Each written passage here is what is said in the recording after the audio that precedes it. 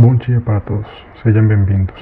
Meu nome é Manuel Pinzón, eu sou doutorando na Faculdade de Engenharia Elétrica e de Computação da Universidade Estadual de Campinas e pertenço ao conglomerado de laboratórios Carbon SciTech, dirigido pelo professor Hudson Giovanni Sanin. Neste vídeo falaremos sobre as características fundamentais das soluções eletrolíticas e nos aprofundaremos nas conhecidas como Warring Salt ou eletrolitos de alta concentração e sua aplicação em dispositivos de armazenamento de energia. Primeiramente, falaremos sobre as soluções. Estritamente falando, o termo solução se aplica a qualquer mistura homogênea na qual um dos componentes se encontra em maior quantidade que o outro. Os componentes em solução podem estar em fases diferentes ou iguais, podendo assim ter soluções de líquido e líquido, líquido e sólido, e assim por diante. Aqui marcaremos o nosso primeiro ponto de interesse, pois no momento de falar sobre soluções aquosas, estamos restringindo por definição que um dos nossos componentes será sempre a água na fase líquida. Embora os componentes de uma solução sejam normalmente classificados como soluto, que é o componente em menor quantidade, e solvente, que é o componente em maior quantidade, percebemos que essa classificação é inconveniente quando se trata de soluções do tipo Warring Salt. Portanto, classificaremos componentes de uma solução em solvente, o componente que possui a fase dominante na solução, e o soluto, o componente que sofre o processo de solução e se adapta à fase imposta pelo solvente. Deve-se perceber, porém, que também existem outros tipos de soluções. O ar, por exemplo, é uma solução de um grande número de gases, oxigênio, argônio, etc., em outro gás, o nitrogênio. Outra definição importante para o desenvolvimento do tema de interesse deste vídeo é a de eletrólito, que está intimamente ligada à definição de solução. Quando algumas substâncias são dissolvidas em água, sejam sais, bases ou ácidos, elas sofrem uma alteração física ou química que produz íons em solução. Essas substâncias constituem uma importante classe de compostos chamados eletrólitos. As substâncias que não produzem íons quando são dissolvidas são chamadas de não-eletrólitos. Se o processo físico ou químico que gera os íons é essencialmente 100% eficiente, todo composto dissolvido produz íons, então a substância é conhecida como um eletrólito forte. Se apenas uma fração relativamente pequena da substância dissolvida passa pelo processo de produção de íons, é chamado de eletrólito fraco. Uma das propriedades mais importantes no estudo de uma solução eletrolítica aquosa é sua condutividade elétrica, que é influenciada não apenas pelo tipo de substância eletrolítica em solução, mas também por fatores como concentração de soluto e os tipos e intensidades das relações entre os componentes no nível molecular, isto é, relações soluto-soluto, solvente-solvente e soluto-solvente. A concentração de uma solução refere-se à quantidade de uma substância em um espaço definido ou à proporção de soluto em uma solução para solvente ou solução total. A concentração é geralmente expressa em termos de massa por unidade de volume. No entanto, a concentração do soluto também pode ser expressa em moles ou unidades de volume. Em vez de volume, a concentração pode ser por unidade de massa.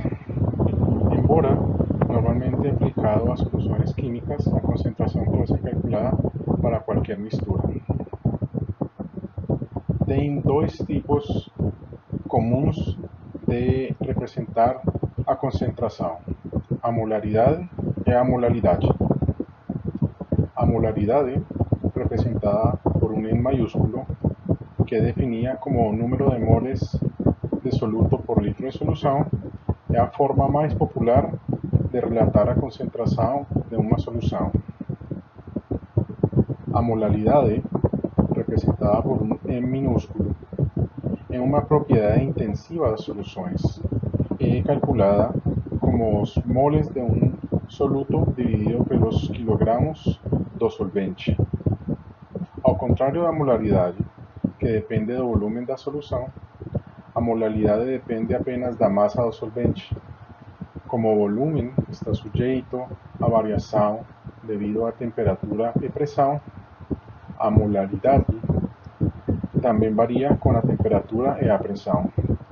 Em alguns casos, usar o peso é vantagem porque a massa não varia com as condições ambientais. Por exemplo, a molaridade é usada ao trabalhar com uma gama de temperaturas.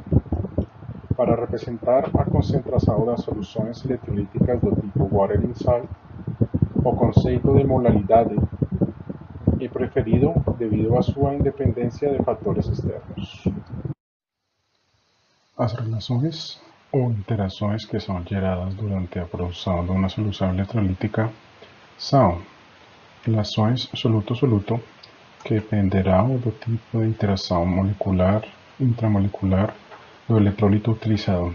Estas, na grande maioria dos casos, podem ser iônicas ou covalentes. Relações solvente-solvente, que no caso da água são as ligações de hidrogênio responsáveis por suas propriedades peculiares, como seu alto ponto de fusão. Relações solvente-solvente, que dependerão fortemente do tipo de soluto utilizado, uma vez que se o soluto for constituído de moléculas com ligações iônicas, o processo de dissolução será puramente físico, interação dipolo-dipolo. Por outro lado, se o soluto composto por moléculas com ligações covalentes, o processo de dissolução será químico, pois uma reação química será gerada entre as moléculas de água e as de eletrolito.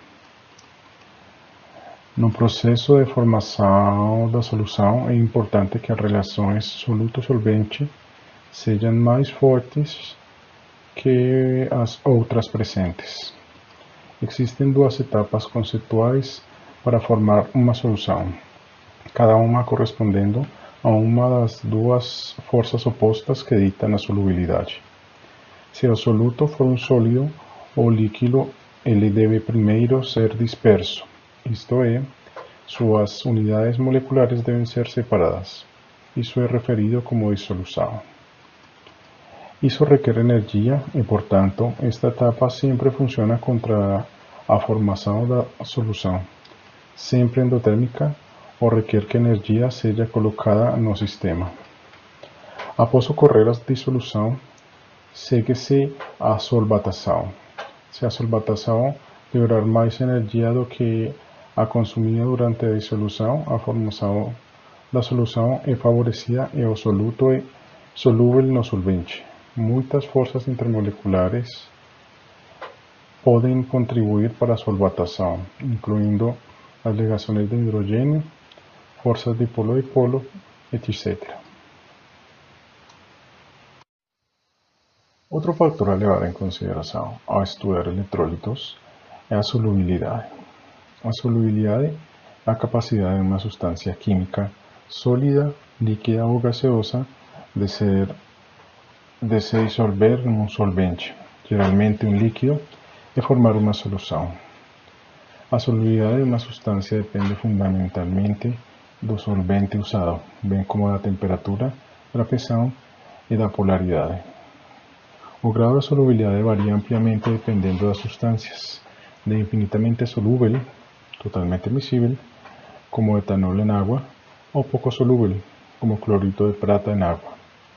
O termo insolúvel é frequentemente aplicado a compostos pouco solúveis, Sob certas condições, a solubilidade de equilíbrio pode ser excedida, produzindo uma solução supersaturada. A solubilidade não depende do tamanho da partícula, pois com tempo suficiente, mesmo as partículas grandes acabarão-se por se dissolver. Os fatores que afetam a solubilidade dos solutos sólidos ou líquidos em água são principalmente a temperatura e a polaridade. A solubilidade de um determinado soluto em um determinado solvente normalmente depende da temperatura. Para muitos sólidos dissolvidos em água líquida, a solubilidade tende a corresponder ao aumento da temperatura. A medida que as moléculas de água aquecem, elas vibram mais rapidamente e são mais capazes de interagir e separar o soluto. Um ditado popular usado para prever a solubilidade é semelhante dissolve semelhante.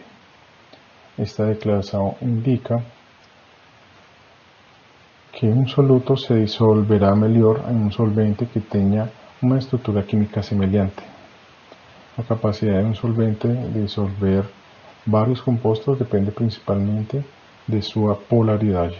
Por exemplo, um soluto polar como o açúcar é muito solúvel em água polar, menos solúvel em metanol moderadamente polar e praticamente insolúvel em solventes apolares como o benceno. En contraste, un soluto apolar, como un naftaleno, es insoluble en agua, moderadamente soluble en metanol y altamente soluble en benceno.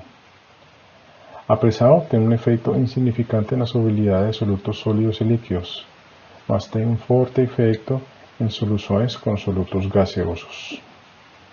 Os conceitos de solubilidade e concentração estão intimamente ligados, uma vez que os dois definem os estados em que uma solução pode ser encontrada, a saber, estado diluído, que é quando a quantidade de soluto em relação ao solvente é muito pequena. Estado concentrado, que é quando a quantidade de soluto em relação ao solvente é grande.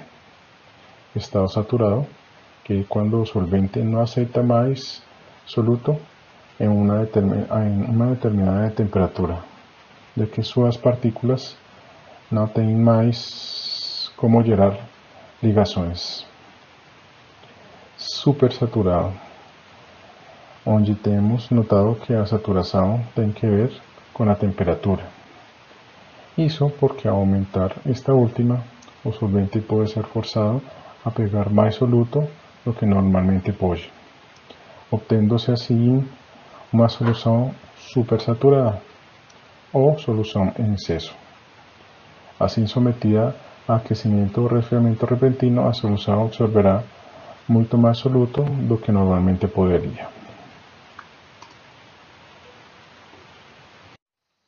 Com base no que vimos nos slides anteriores, vamos agora a falar sobre o nosso tópico de interesse, eletrolitos do tipo water in salt.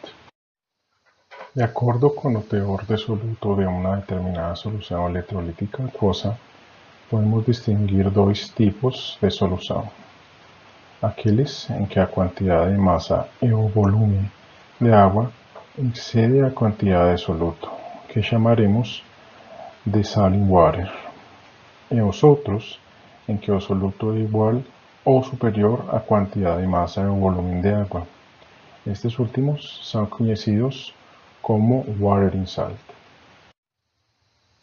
Deve-se levar em consideração que, embora a definição oficial fale das condições mínimas para uma solução a ser considerada no regime water in salt, ela não diz sobre o limite superior dessa definição, o que gera confusão ao aplicá-la em concentrações maiores. O caso de autores que apresentam figuras em seus artigos, o que implica que soluções com teores infinitos de soluto podem ser alcançadas, o que no caso dos eletrólitos é muito raro na realidade. É importante então levar em consideração a solubilidade do eletrolito. É importante ter em conta que no momento de fabricar a solução no regime water in sal, você deve ter em conta as seguintes considerações. Com o objetivo de lograr uma janela de concentrações water in sal que seja boa para o desempenho nos supercapacitores, você deve tomar em conta que deve conhecer a molaridade mínima para dar apertura nessa janela e a molaridade máxima. A molaridade máxima vai ter que ver com a solubilidade do eletrólito que você esteja usando. Mas uma coisa que você nunca pode permitir é a saturação da solução. Por quê? Diz que o desempenho dos supercapacitores usando o eletrólito water in sal são obviamente a consequência de um compromisso entre uma alta concentração para estender a janela de potencial e a densidade de energia. Acontece que quando você tem um eletrólito tipo water in salt, as superfícies dos eletrodos vai se comportar distinto que quando você tem um eletrólito que esteja no regime salt in water. Mas por quê? A dupla camada de Helmholtz formada em um eletrólito que está no regime salt in water tem muitas moléculas de água perto do eletrodo. Isso vai limitar a janela termodinâmica de atuação do eletrólito, porque o potencial termodinâmico da água é máximo 1.23 volts. Então, se você tem muitas moléculas de água perto da superfície do eletrodo e quer atingir uma janela maior de 1.23 volts, não vai dar certo, porque vai acontecer a hidrólise de água e você vai ter evolução de hidrogênio. Mas se você tem um eletrólito com uma concentração muito alta, ou seja, no regime water in salt, perto da superfície do eletrodo, você vai ter muitos anos, os quais podem ter uma janela de dissolução muito maior, e também você vai ter muito poucas moléculas de água perto da superfície. Então, a hidrólise dessas moléculas de água não vai ser tão fácil como se você tivesse regime salt in water. Isso vai aumentar a janela de potencial e vai aumentar, porém, a potência que o supercapacitor pode desempenhar. Além disso, o desempenho também tem que ver com uma boa condutividade iônica para manter a densidade de potencial aceitável. Acontece que, distinto ao que acontece no regime salt in water, os eletrolitos no regime salt in water, no momento que você aumenta a concentração, eles vão aumentar a condutividade, mas quando você chega no começo do regime water in salt, a condutividade vai diminuir muito.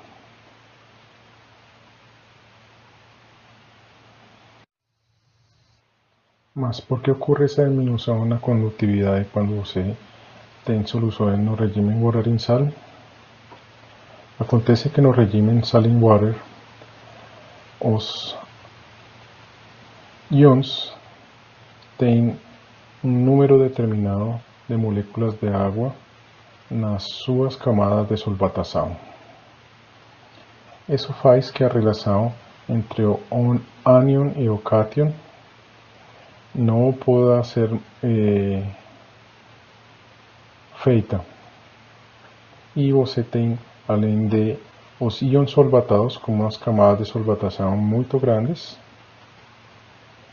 moléculas de água livres que têm alta mobilidade e, portanto, dão mobilidade aos íons solvatados e aumentam a condutividade. Mas quando você tem no regime water in sal, a camada de solvatação se vê diminuída porque você precisa de mais moléculas de água para solvatar a maior quantidade de íons presentes na solução. Isso vai fazer que você tenha relações não somente entre as moléculas de água e os íons, sino também relações entre o ânion e o cátion. Isso vai gerar problemas na mobilidade dos íons solvatados e vai diminuir a condutividade. Quando você tem eletrólitos no regime water in sal, você tem 3 etapas de seus componentes. Na primeira medida, quando você tem uma concentração por embaixo do regime water in sal, você tem uma quantidade muito grande de moléculas de água que dá para pegar todos os íons possíveis com camadas de solvatação muito grandes. Isso aí é conhecido como Solvent Separated Ion Pairs. Mas depois, quando você aumentando a concentração da sal, a quantidade de moléculas de água disponíveis vai diminuindo. Assim que você vai ter interação não só entre os íons solvatados e suas camadas de solvatação, porém também relação entre os ânions e os cátions. Desse jeito você vai definir isso aí como contact ion pairs. Mas quando você aumenta muito mais a concentração, você vai ter que tem ânions que compartem muitos cátions e ainda tem menos moléculas de água. Isso aí é conhecido como Aggregated Cation Anion Pairs. Nessa situação, a mobilidade é muito pequena devido ao tamanho dos Aggregated Cation Anion Pairs.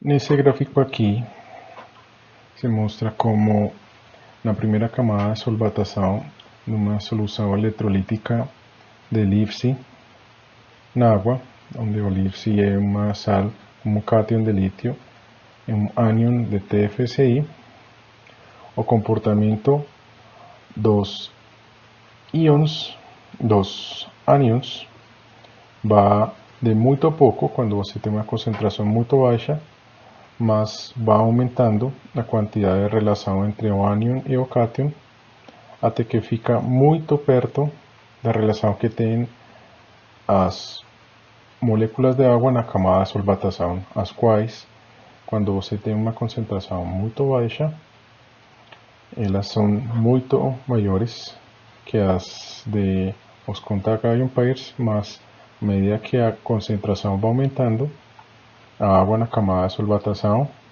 vai diminuindo.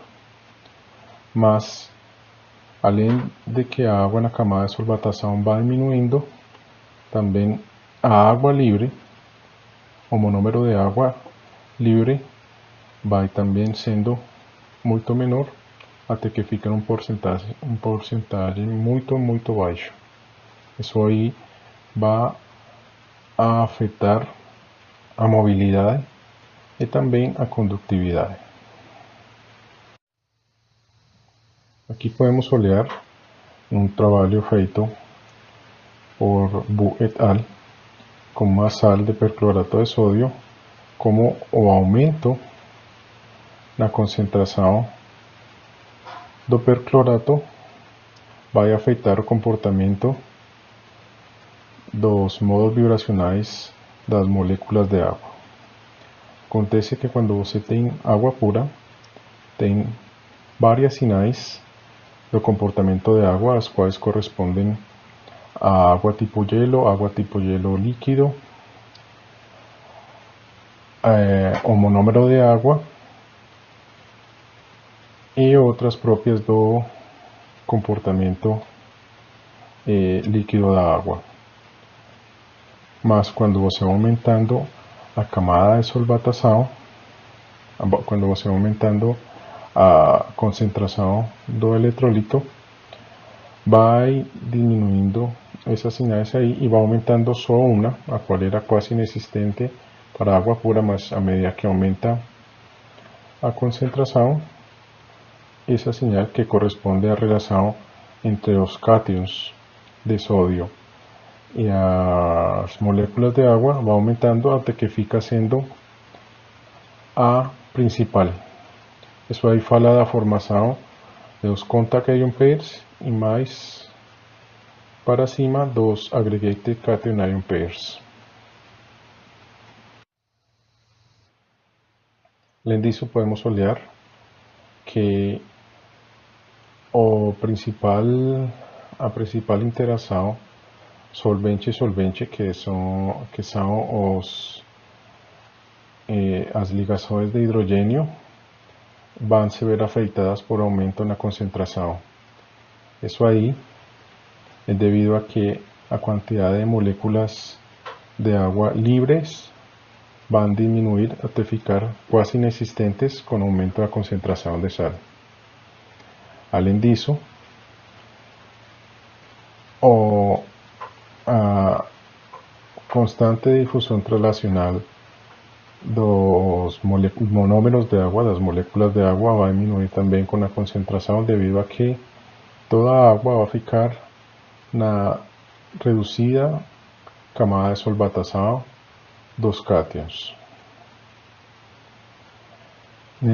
Na conclusão de essas gráficas aqui é que com o aumento da concentração, a atividade das moléculas, seja nas relações solvente-solvente ou nos movimentos que pode ter tanto translacionais como rotacionais, vai diminuir fortemente e, porém, a condutividade elétrica também vai diminuir.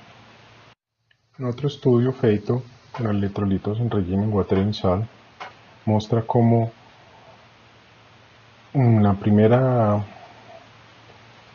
no primeiro ciclo de carga-descarga de um dispositivo de armazenamento de energia, o soluto tem essa aparência aqui, mas depois de mais de 1000 ciclos de carga-descarga, os produtos do eletrólito ficam depositados sobre a superfície do eletrodo.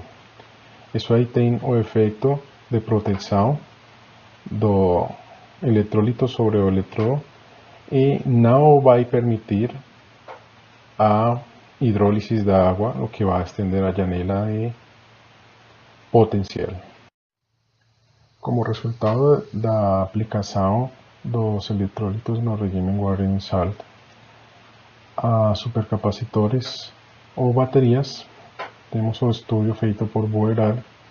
Que mostra que dois eletrólitos em solução aquosa com alta concentração water and salt, permitem quase que duplicar a janela de potencial limitada pelo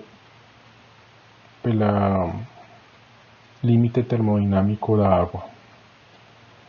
Porém, eles falam que para a solução de perclorato de sódio eles podem atingir até uma janela de potencial de 2.3 volts. E para a solução de elipse aquoso de molalidade 21 molar, eles podem atingir até uma janela de potencial quase de 2.3 volts também.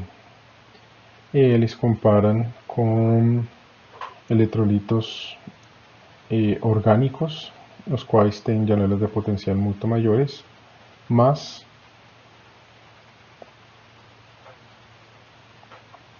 resistividades muito altas ainda, donde o melhor resultado para eles foi com perclorato de sódio, que tem comportamento supercapacitivo muito bom. Mas estudos recentes dão para desmentir nesse estudo, já que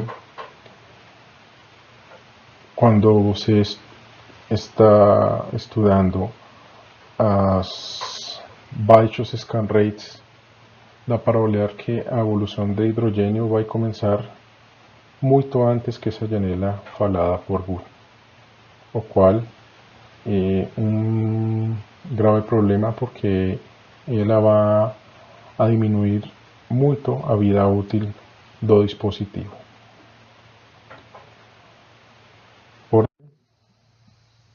Bull fala que trabalhar com o perclorato de sódio vai ser economicamente muito melhor que trabalhar com os eletrólitos orgânicos e até com o elipse, que é um eletrólito water in sal muito conhecido. Mas as capacitâncias e a densidade de potência de energia que ele mostra aqui tem o problema de a definição da janela de potencial, o qual deve ser replanejado. Esses aqui são os principais ânions e cátions das sais que são utilizadas nos eletrólitos water in sal. E por último, essas aqui foram as referências nos que o autor do vídeo tomou em conta. Muito obrigado pela atenção. Tenham um ótimo dia.